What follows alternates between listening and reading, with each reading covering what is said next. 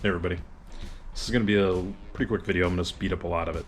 So what this video is going to be is mostly a time lapse of me repairing the front leaf pocket that was damaged. So if you caught that in my previous videos, I'll see if I can insert a screenshot. I don't know if I have one or not. But, basically, I'm just going to talk over some of this footage. What I did here is put the brackets in the sandblasting cabinet, got them all nice and clean as much as possible. Used acetone and some, not acetone, but wax and grease remover to clean it all up. And then weld repaired the bolt holes. Now, this whole process took about three and a half hours. Obviously, I'm not going to make you watch that. It's just going to be sped up, and I'm going to do a lot of editing here. It didn't come out exactly 100% perfect, but you know, I saved myself some cash. Three and a half-ish hours of work. Used my TIG welder this time just because I wanted a more precise weld, and I need to practice, right?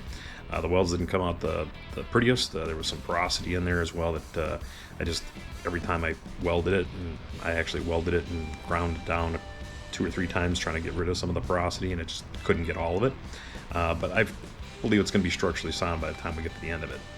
So as the videos going on here in the background, I'm just using the TIG welder, trying to lay in some beads and build up the metal around it. And then of course, after all that's done, I'm going to get out the grinders and stuff, shape the metal using a bolt with the scribe. I even broke out some break out some layout fluid just so I can scribe better and make sure that I'm getting a nice flat surface instead of having, you know, high spots and low spots and making it too thin or too thick in certain areas. But that's basically the gist of this. Is I used the welding rod. I'm using it on my TIG. It's a ER70S.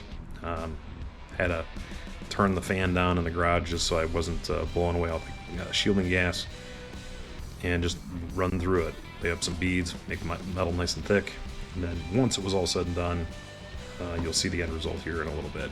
So.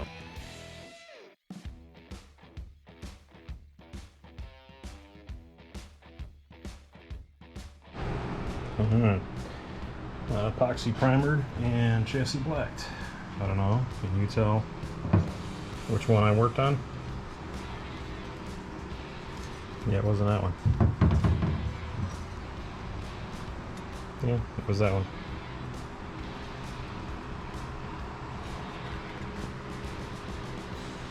Well, don't think I did a bad job. Now it's all ready to bolt the leaf springs to it. I hope you guys enjoyed it, but this saved me a little bit of cash.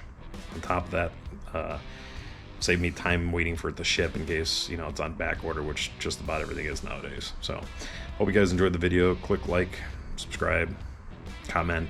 Appreciate all of it. Thanks again, guys. Catch you next time.